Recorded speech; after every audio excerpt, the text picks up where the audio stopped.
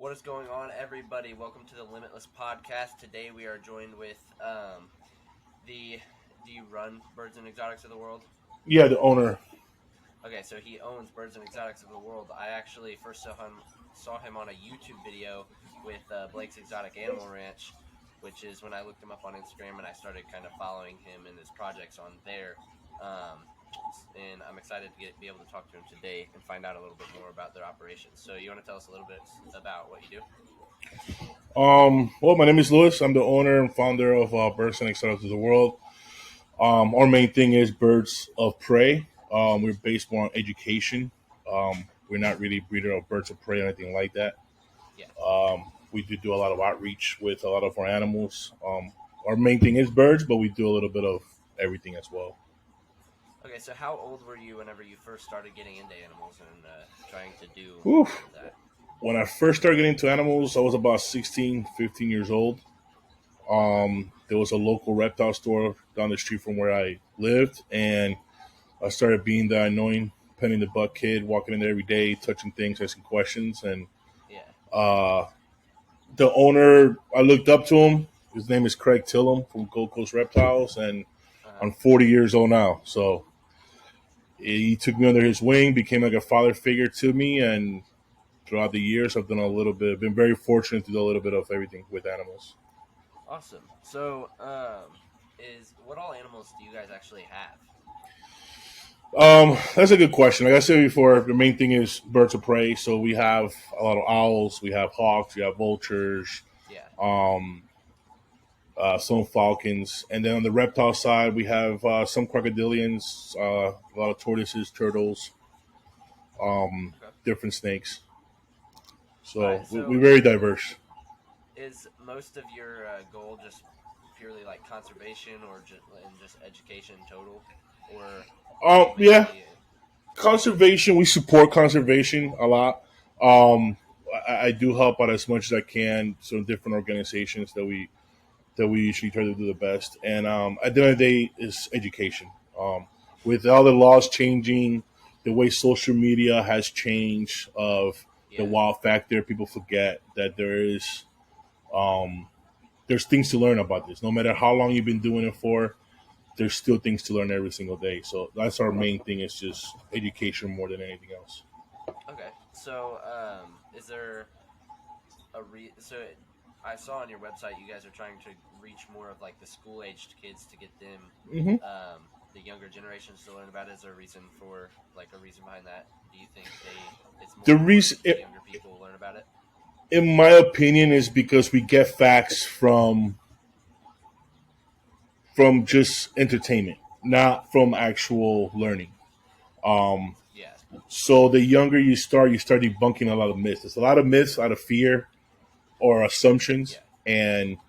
and I think if we start learning these things at the youngest level, by the time we get to understand things, we can know what the next level is to learn more, get more in depth with it, and things like that. Just Okay. because just the way things are, it's very different than before. Nobody's opening a book.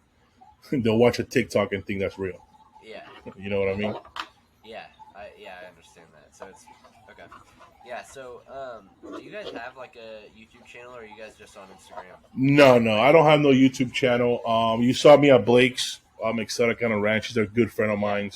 mine. We've done a lot of things together. We travel the world together. We have a lot of the same goals. So I'm trying I to get him on here too. yeah, no, he's a great person. Busy as hell. He has a big ranch. I The bet. guy does not stop working. For being a kid that young, he does work very hard and a lot. But I've been very fortunate being in South Florida. Everybody down here, a lot of them are very well known YouTubers. Okay. Um, I known a lot of these kids since they were very young, so I've been in a lot of YouTubes and a lot of social media and things like that. But I Yeah. personally have my Instagram for business, and that's it. So Have you ever thought about getting a YouTube channel? no, no, no. I leave that to the pros. I Especially am just way being on there. I'm way too busy. I got too much things, and it's just I will not be consistent. So if I cannot do it consistently and give it my all, then it's just wasting time, Yeah. So in what's my kind of personal opinion. yeah?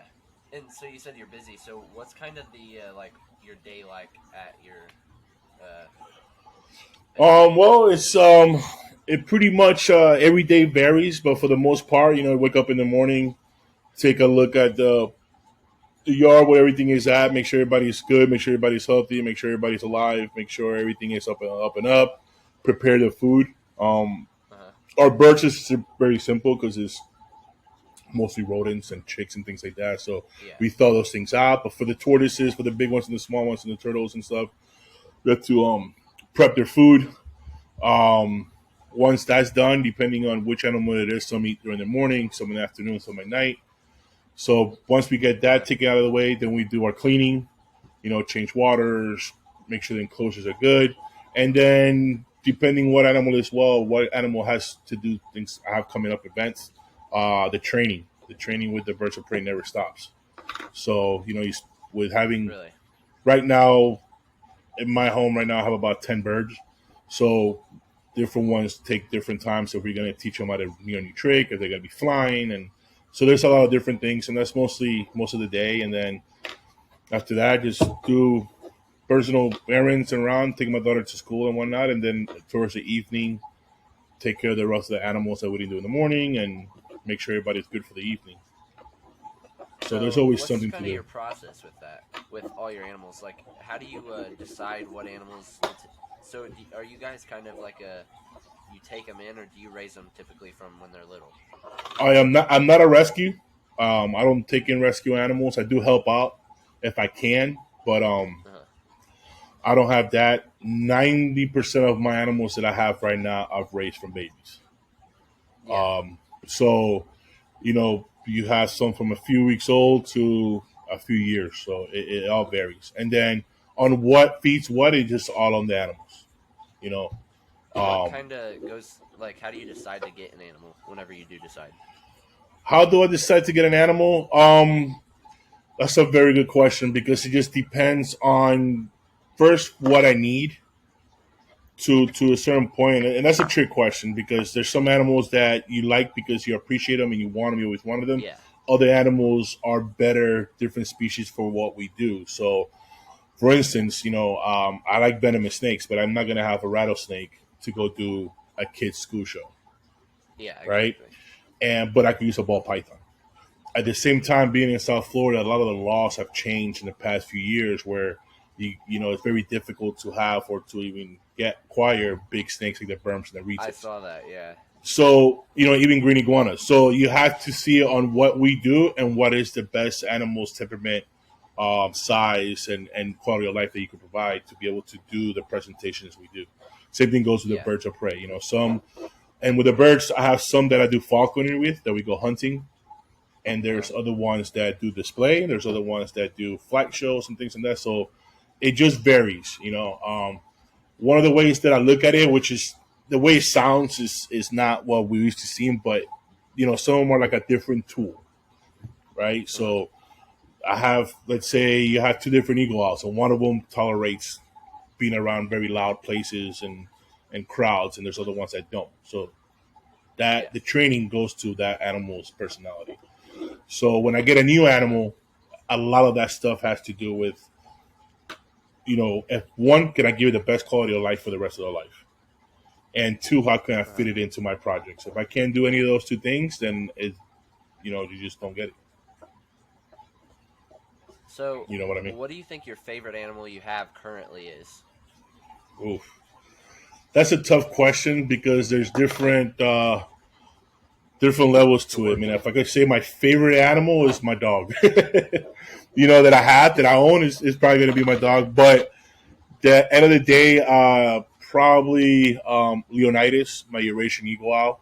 He's been with me Okay. when I started doing presentations since day one. He's the logo and everything else. Me and him How have. old is he? He's 7 years old, Oh and wow. me and him have.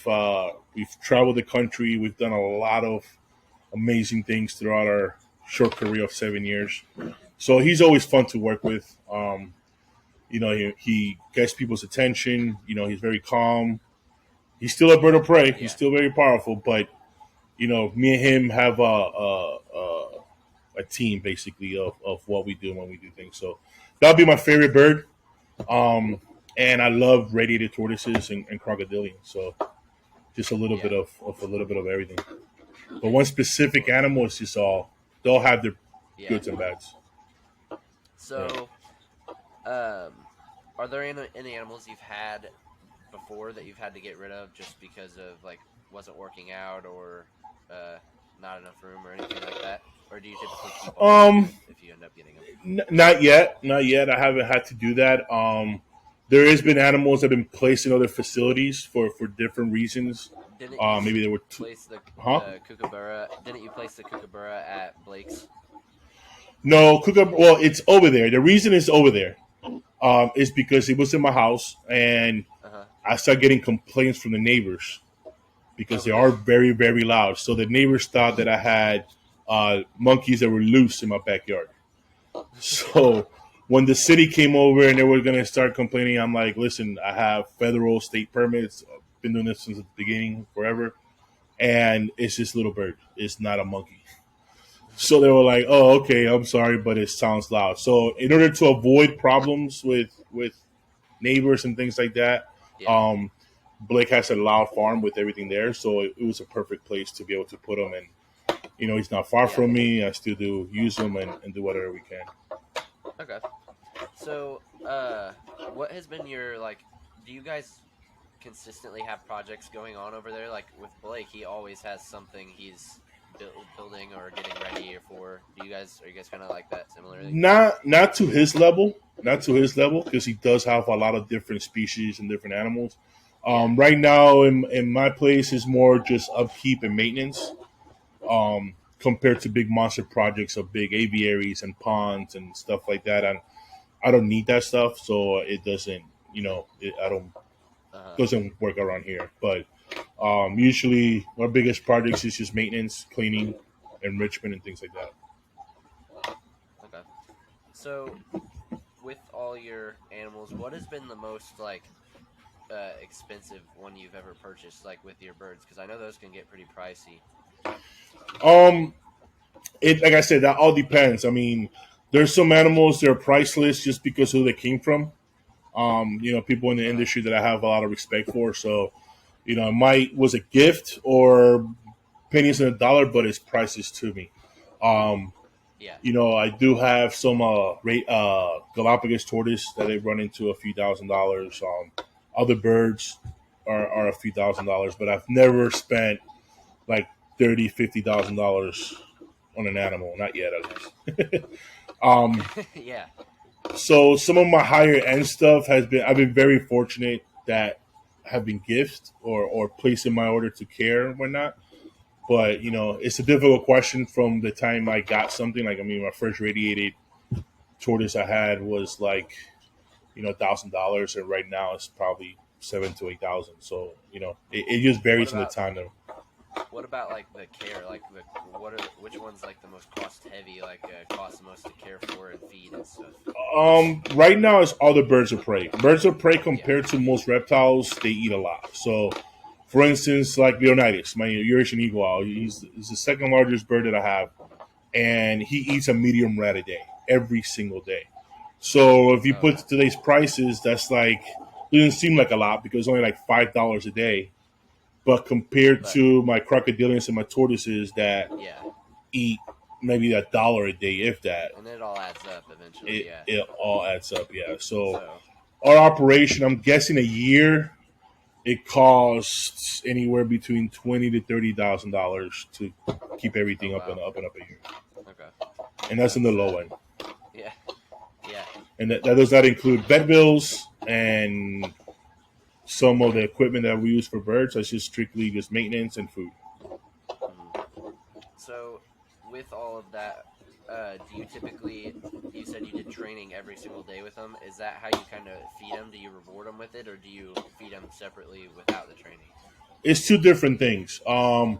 So when we're working with the birds of prey, it's a positive enforcement. So they do get tidbits, but at the end of the day, it's like you having dinner. You have a nice dinner, but then you have your dessert as like you ate all your food when you're a little kid. So when we're doing the training, yes, they get a little bit of every time we want them to do the behavior, they get a positive reinforcement, and then to end the day, they'll usually get to feast on whatever's left over and things like that. Oh, okay. So, and then not every animal gets trained every single day. Some do, some don't. It just depending on which one it is. And how long does the training typically last? Like, if per animal? It all depends on what the behavior that I'm trying to accomplish. So, let's say, for instance, we had a gig with one of our rhino iguanas, Debo, where he was just supposed to cross the screen and stuff. Uh-huh. And with him, it took us maybe 3 days to get him to come across on command for a strawberry. Okay. So now we just spend 10 minutes every day. We just walk out there, have a strawberry every other day, and still keep them with the same behavior, but it doesn't take long. With the other birds, just depending on what you're trying to accomplish. If you're going to hunt with them or if you're going to just use them for, to do, like a school show where they just fly across the gym. So it all varies. Uh-huh. But when you have to do 5 or 6 animals a day on the least, it takes a few hours. Yeah. So how often do you guys get booked for like schools and stuff? How often do you have to Excuse do me, that? say that again? How often do you guys get booked for like the schools and showing off like that stuff? That it all depends, because they're not on contract. So it depends on when they need us. Different schools. So sometimes you'll go, 2 or 3 weeks without getting one school, and depending on the time of year, during the summer there's no school. Yeah. And there's other times where every other day we're doing something with a different school, or different home schools or YMCA's, or Uh-huh. everything is different. So it's not consistent. So it just depends on the time of year and what's going on. Okay. So if nothing were to get in the way, or like there were no other factors involved, like room or cost or anything, are there any animals you would really like to get? Um, Realistically, I see some animals like that almost like it's better if you have a friend that has one than if you have one. Yeah. You know what I mean? So, like, let's say I love rhinos. Mammal wise, like a rhino, an elephant, like that'll be amazing. I'm very Uh-huh. fortunate to have friends that own that stuff, so I just get my fix there and And you come can home just to my little stuff. Same thing. If I wanted a cow or a donkey, I just go to Blake's house. yeah. And if he wanted an owl, he'll just come over here. So it's one of those things where I've been doing this for so long that there's animals that will be amazing, but I enjoy more the just interaction of them instead of having Uh-huh. to have them and take all the time on to just to take To care of get that specific thing. So, Is there anything you plan on getting? um, right now I'm pretty content with what we have. It all depends on what comes around, what's available at the time.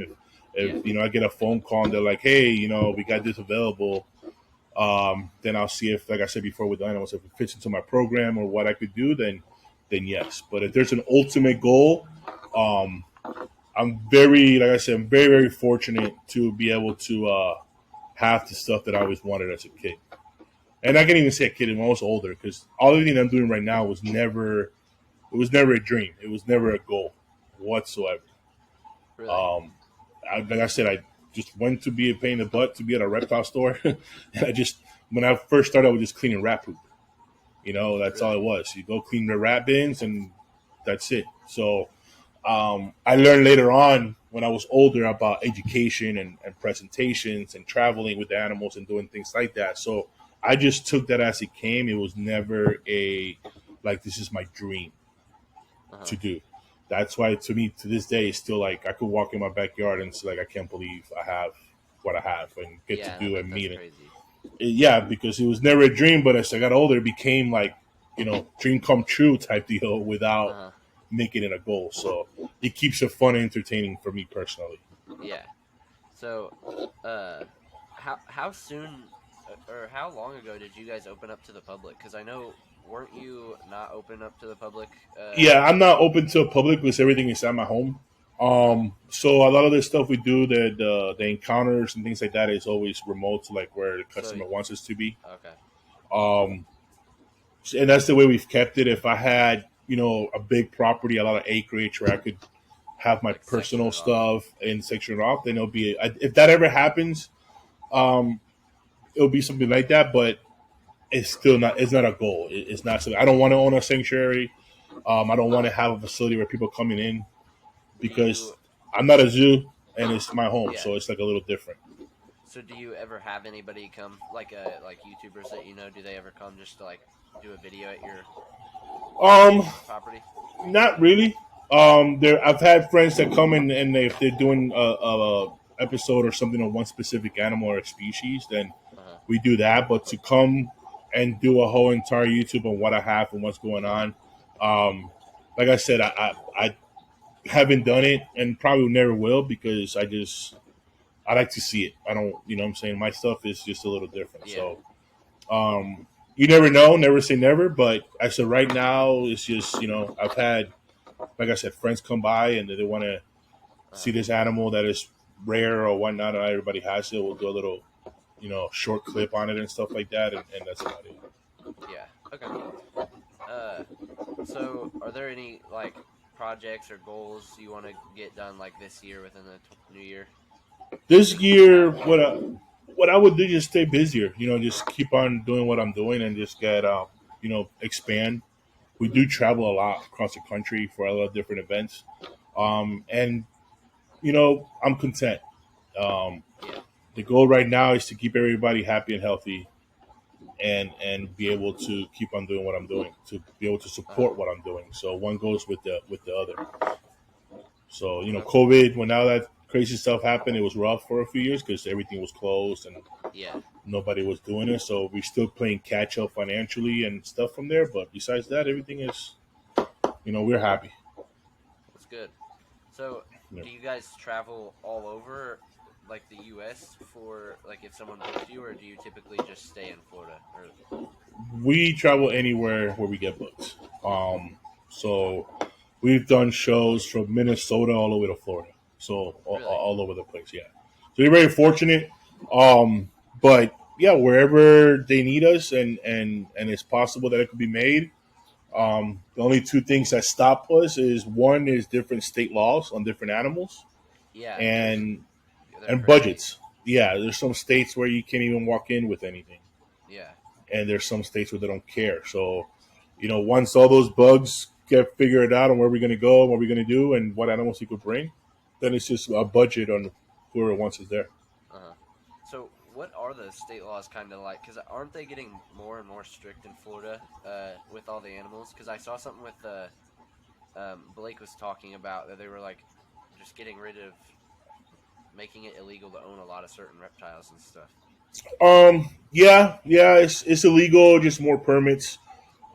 Some of them personally, I don't think make any sense, and Yeah. some do. It's very unfortunate that you know you have some situations where animals don't get taken care of properly, or they get loose, or they get away, and then they create a big stir, and then it gets on social media, then it blows up, becomes a big deal, and things like that.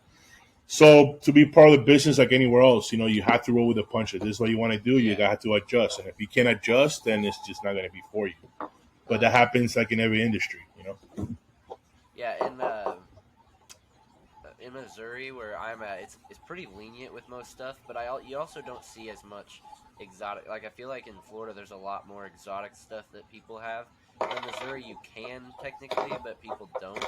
Like I have a few friends that are like do falconry, but they have the more like peregrine falcons and kestrels and Well, that's because it's a different life.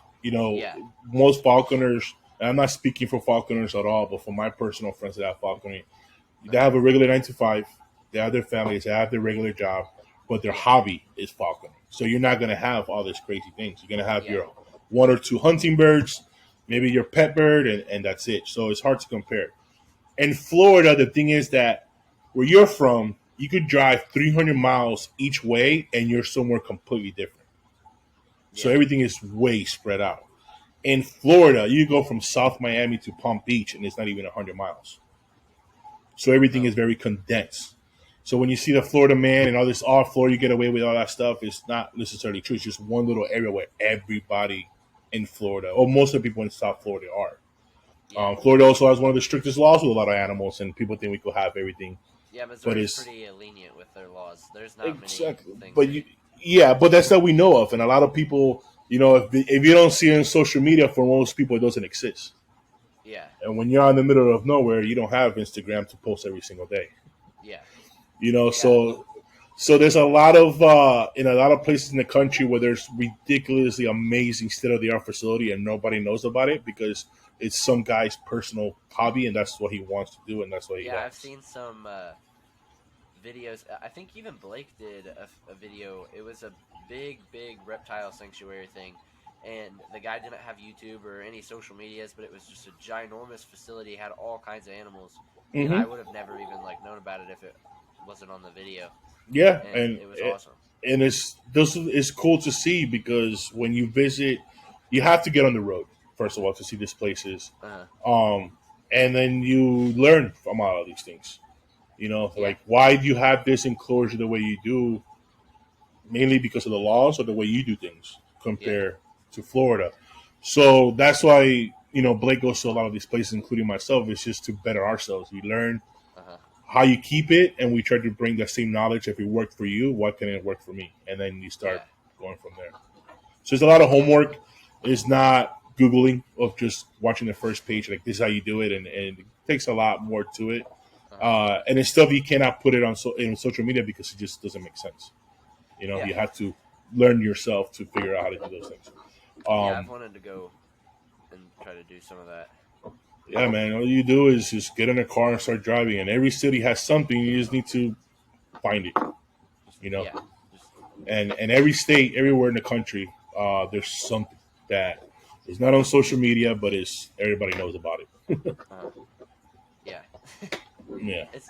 Is there anywhere around you like where that is kind of like that with a big facility, but not really on social media or anything like that?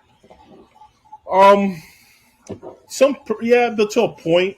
A lot of it is just personal, private collections that people have, and they might have some really cool stuff, but it's not going to be like you're going to have a walkthrough and things like that. Uh huh. Um, so it's a little different. You might I have some friends that have amazing tortoises, and that's all they concentrate on. That's all they have. So it's just like their pets are out of this world compared to the average pet, and that's just because of line breeding and morphs and things like Yeah. that. So it all varies.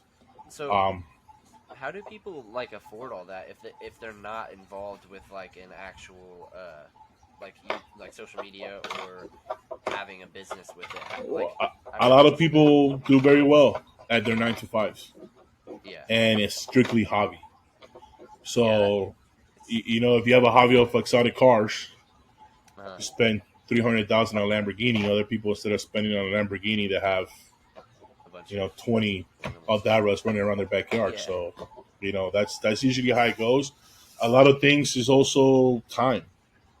Uh, Everybody's in a rush to grow the animal big and to have everything else. And when you sit down and talk to these older guys that have amazing places, they're like, "Yeah, I've been doing this for 40 years, and it took me 20 something years to get to what you see right now." yeah. So it's like a lot of different things. Just takes time, patience, and making the sacrifices to get your goal. Instead of Yeah. going out partying, you build an enclosure. Yeah. Yeah. So um with all of that is so what all is like you just listed all you had earlier. What do you think is the hardest thing to get that you had personally? The hardest animal that I have, that's this probably could be my African dwarf crocodile. Those are not as common as, let's say, an alligator. Yeah. Um, so it's just the radiated, I could say, but it's just the specific color or things like that. So the species available, but how you want it to look might be a little more difficult to obtain. And every animals are not difficult to obtain. You just need to have the laws to be able to have it and the Uh-huh. budget to be able to have it. Galapagos tortoise is an endangered species. There's not a lot of them. And I've been very Yeah. fortunate to have two little ones. So it just depends. Here in Florida, one of my very closest friends produces them.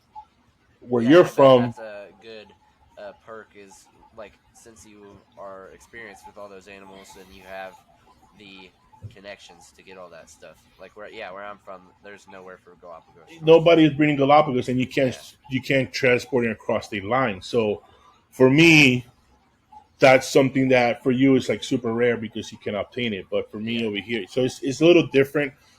in that sense, to be realistic. Yeah. You know what I mean?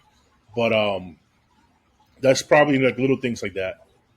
Yeah, and it's like a different kind of rare too. Like you said, like that stuff's not really here. But then like, cause I typically I'm more of a farm centered stuff. Like I Hmm. raise farm animals, and I do rare farm animals. Like there were some pigs I had there were only about 400 in the world, Yeah. and it's more common for me to get it here, just because this is more of an agriculture place where Hmm. I can do that, and yeah, and it's easier to get, like, just depending on where you are. If you're like a farm thing, I'm sure that would be different rare stuff for other people from other places who do Exactly. exotics, and Yeah. yeah, So with a lot of animals, it's that's the main thing. It's just where you're located. You're gonna have different species that are easier than others yeah, to obtain, see, even touch. yeah. There's places where you can't touch anything, and so it's a diverse question, but it's all what's closer to you. Uh-huh. Have you guys ever been booked out, like the Midwest, like Missouri or anywhere? Missouri, no, I haven't been to Missouri yet. But you never know.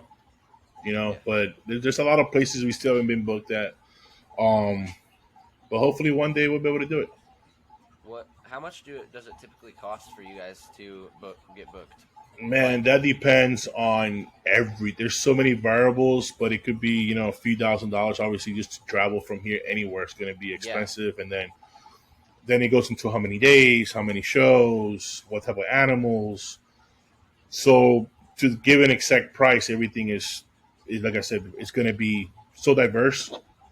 how do you guys even do that with all the animals, like traveling with them? I have a customized trailer that I had that we built from scratch that has different cages. Excuse me, Jenna, can you bring me the little guy from outside? The one next to Ruby. Yeah. Um, sorry, that's my daughter. I'll bring one of the animals out here for you guys. Um, so it's so the trailer is temperature controlled. It's Oh, safe. that's It cool. has different enclosures and stuff like that because you have to spend the night on the road and things like that. So, safety wise, environment wise, everything. I said we'll go to cold places or hot places. Everything's going to be okay. So that costs a lot of money just to build that trailer to be able to Yeah, I'm take sure. any animal that we can to where it goes. Have you guys ever had any difficulties with, like, going across, like, say you have a state that it is legal for all your animals to be there, but you have to go through a state that it's not? How do you typically go about that? Usually in those states, you'll call ahead to the fish and game and be like, "Hey, I'm passing through with X animal," and Uh-huh. and go that route. And if that doesn't work out, then sometimes you're just gonna have to take the long way and go around it. Okay. But Yeah. the risk to reward is no reason to take the risk if it says that you cannot have this species through here, and then you don't call it in or you don't get permission Uh-huh. to it, because then you lose your whole entire career or your animals, everything else, just to save 3 hours of drive. Is not Of worth it. So yeah. Yeah, and for when you're sure. building those roadmaps, you know these things, you know what states could do what and stuff like that. So you try to Uh-huh. go through there, you get special permissions and things like that. Yeah. So, uh when was your last show at, or where was your last show at?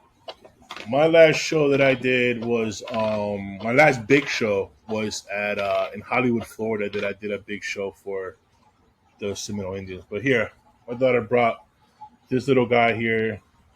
This is like a 7 month old Galapagos tortoise Yeah, that's that awesome. that was born here in South Florida. This guy was produced by three J's, Jason Abels and John Do they grow Heidecker and those pretty guys. fast? Yeah. I mean, this guy is not even a year old, and when I got him, could fit in the palm of my hand, and now he's the size of my hand. So That's awesome. they grow pretty good, and I don't force any of these animals. I don't try to get them big quick. I slow raise Uh-huh. them, and there's no reason to power feed these guys or anything like that. Yeah. A little bit. Do you plan on do you ever bring them to shows, or are they too small to do that with? Oh no, if you have a small group of kids, um, Yeah.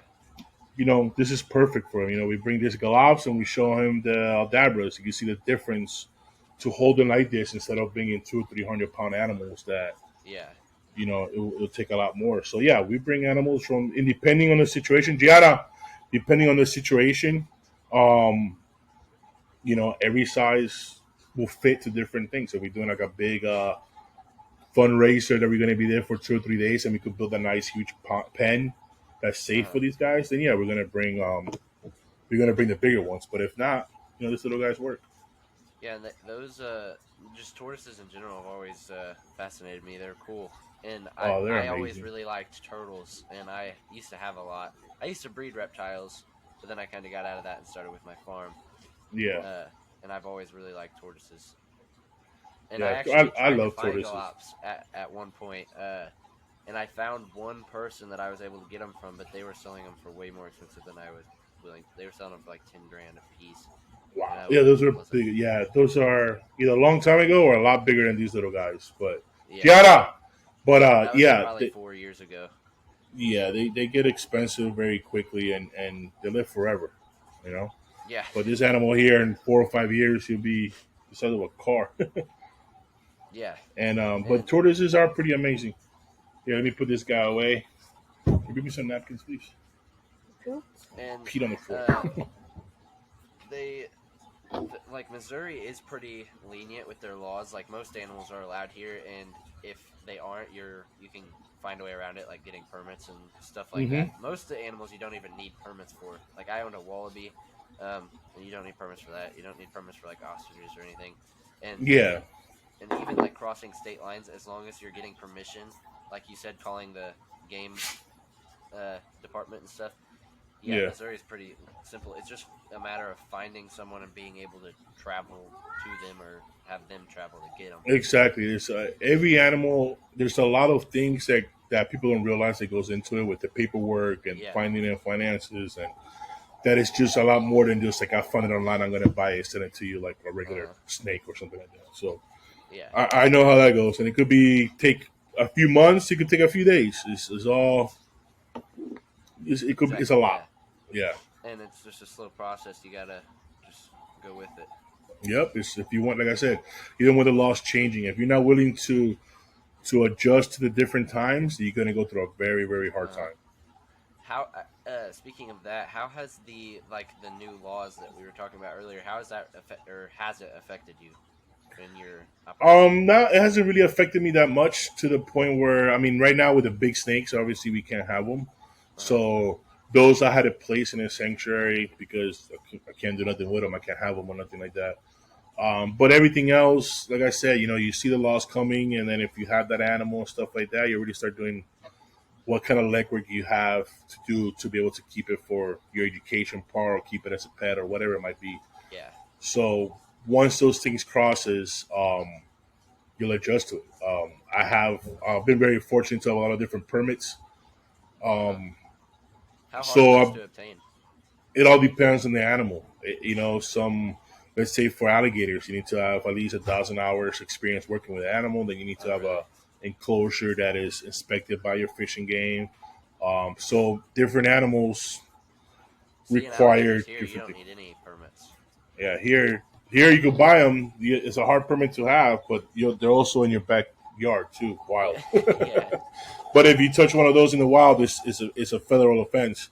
Really? The one, so it's yeah. So you need to know about the laws, um, and you need to have acreage for them. Same thing with like I say, you wanted a tiger, you need to have 5 acres. You need to have USDA and insurance, and it keeps on all these stuff before you even touch the animal. That Yeah, might take years to be able to obtain the permit and build the right facility and everything else for it. So it's something that each animal is has very diverse laws and how they obtain them legally. yeah, and there's a petting zoo right by my house, and they're more experienced with and I'm friends with the owner of that, and they have a lot of different exotics. They have a few alligators, and they have the sloth and all kinds of stuff. And I drove with him one time. I think it was to Arkansas or Texas to get a few animals, and it was just crazy to me how much time it takes just to get these things. I think he was getting a few camels, and it wasn't even anything like super exotic, but he was driving super far away just to get them, and it's just crazy to me. Because that's the only person that's breeding them, or the right price, exactly. or the right deal. Yeah, it goes a lot to them. And the same thing with a camel. To you guys, it might not be super exotic because a lot of people farm them. Yeah, But in other places, they're the craziest thing that they've ever seen in their life. yeah. And So, are like your birds, and are some of those pretty common for the more exotic people out there, like the YouTubers? Is it pretty common to have just the more exotic stuff, over farm stuff out there? well, yes and no. My personal opinion is there is an audience for every single animal. So, it's like in your position, you live in a place where there's a lot of agriculture. So if you start making a Yeah, channel on cows, all your friends and neighbors like, you're not telling me nothing new. yeah, But for me personally, like, cows are cool as hell because I don't have a cow. yeah, yeah, You see what I mean? yeah, So it just depends. Now, the world sees things as the exotic because it's crazy, but there's native stuff that you could do that's still as impressive. It's uh-huh. just not going to be impressive in your circle of friends because everybody has it or knows about it. Yeah, and You it know what kind I'm of saying? is like the climate too, because like down in Florida, it's a lot easier to have reptiles outside because it's warm most of the time. Like here, it's if it gets cold, there's no chance any outdoor animal unless it's Exactly. meant For for this the. past week, we've gone through hell down here because it's been in the 40s. What do you typically do So for that? they all go inside my house, Oh, except really? the birds. The birds are fine outside, but all my tortoises and turtles and lizards and all that stuff, that all goes inside the house. Oh, wow. I So, bet and it's that's funny, not 3 or 4 days, and people are like, oh my God, it's just 40 degrees. But when your animals used to yeah, living the whole 40 entire degrees life is outside of, average out here. yeah, when everything lives outside for 90 degrees a whole year, that 1 week of 40-degree weather could kill them, get them sick, Uh huh. and Lord knows what else. So, those when it becomes stressful because you have to bring the animals inside. They're not comfortable. You're not comfortable. You want to put them outside as soon as possible. Yeah, and even So, if they were able to survive in that, I bet like just the shock of it dropping so much whenever they're so yeah, used and to all it. of the animals, like I said, all the animals are not native to North America. If you have an animal that's native to Africa, where it lives in the desert, 30, Uh-huh. 40 degrees, a little bit of rain, you're gonna get that animal's gonna get sick. So Yeah, you have to know what species you have, what could tolerate things, and what cannot tolerate different things. yeah, I exactly. have alligator snapping turtles; those things could survive freezing water, so I don't have to worry about that. But like I Yeah. said, I got my galops and radiators. I've never even seen that weather in their life. Those come inside. See, actually, interestingly enough, alligator snapping turtles are one of the animals that are regulated here that you're not really allowed to have without like strict permits. Here's the same thing. Here's a very hard permit to obtain um, to have them. You cannot buy them. Uh They huh. have to be either give it to you or the state confiscates them and gives them to you if you have the permit. Yeah. So that's one animal that I have that, yeah, is rare for down here because you need crazy permits to own them. Uh huh. But if you go to like Georgia, you could or Louisiana, you get them probably at the pet store. So Yeah. it just varies like that. Yeah. Yeah. Yeah, because it's just based on. It's crazy how much, even just in the same country, it's crazy how much like stuff changes throughout the entire, like just everywhere with Yeah, all the but that has laws to and do a lot with ordinances. environment, and I believe environment and whoever's running your department of law, what animals are scared of and what animals are not. Uh huh. Yeah, and the petting zoo I was just talking about, they're actually thinking they were talking to the local like government or whatever Hmm. about getting some South African penguins for Yeah, the, and it was just crazy to me. I never thought those. I never even just that never even crossed my mind about being an animal to obtain, and yeah. I they're mean, and building a big place for it.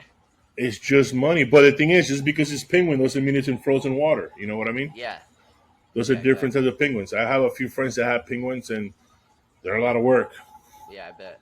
They're a Yeah, lot of they work. spend a lot of time out on this petting zoo, and they have to hire a lot of people to just keep it up and running. Hmm. It's cool though.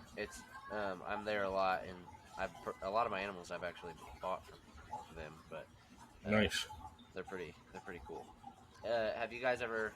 We only have a few minutes left on this, but have you guys ever thought about coming out more west for anything? like, because I saw that you traveled to like Peru, and have you guys ever thought of doing anything like Midwest Dude, or anything else? like I said, I know you follow Blake a lot, and me and Blake have gone everywhere. So it's honestly happens one of those things where me and him are sitting down and we're like, "Hey, I met this person from this state and that facility." He's like, "All right, let's go," and we just do it. Obviously the trips to Yeah. like Africa and South America, those things are a little longer. But when we go in the Uh, country, you know, it's just depending if we have 4 or 5 days or whatever free that we don't have no commitments or nothing, and we have the budget. We're like, let's just yeah. go and check it out. So that's how those things happen. Um, but it's never had the question. I mean, I like I like farm animals. I think they're freaking cool. My favorite animal on earth, it's and don't laugh, but my favorite die animal, dream animal, is a white-tailed deer. They're so a lot of people actually around me own some big reserves for those. Yeah, and they're like chickens to you guys. So like, all right, whatever. I hit it with my Yeah, car they're last weekend. everywhere out here. Yeah, down here where I'm at, you see them every once in a while, but like that's my crazy thing. Blake loves farm animals. Obviously, you see what he has on his stuff and Uh-huh. food stock and things like that. So you never know, man. There'll be one day where me and you will be hanging out with us and shows around and things like that. So it's not out of the question. It just needs to everything needs to fall in the right place to do it. But I love traveling and meeting new people, new, like I said, new facilities, new animals, new everything, and you never know. Yeah, yeah. So kind of wrap that up. Is there anything else you'd like to say or tell anyone? Well, guys, thank you so much. Pleasure meeting you and finally talk to you face Yeah, to thank you. face as this is. It's very fun and I appreciate great questions. Um, and just what I for anybody, if you're gonna get an animal, do your research on it, not just the first page of Google. Yeah, Touch the animal from if somebody else has them, go touch it, experience it, smell it, touch it, feel it, everything else because it's. I believe we're in a world where it's an illusion of what we see somebody on social media, all the cool stuff, but they don't know what it took to get to that point. yeah, Once you get that animal and he does what it naturally does, might bite you or be very nasty, dirty wise, messy or bigger enclosure, then the animal suffers. yeah, So do your extent, take your time. There's no rush, but do anything beyond for no matter what animal it is, from a fish to an elephant, whatever it might be. So hmm, that's my biggest advice, and just do research. Not everything you see on social media is real. yep. All right. Well, thank you. I really appreciate you taking your time out of your day to do this call. No Um, problem, man. I am glad that we got to do this. So, everybody, I hope you guys did enjoy this episode. I will have his Instagram link down below if you want to go check him out. It's a very cool and very interesting post. Thank you. So, I will see you guys in the next episode. Thank you, Lewis. All right, man. Take care, guys.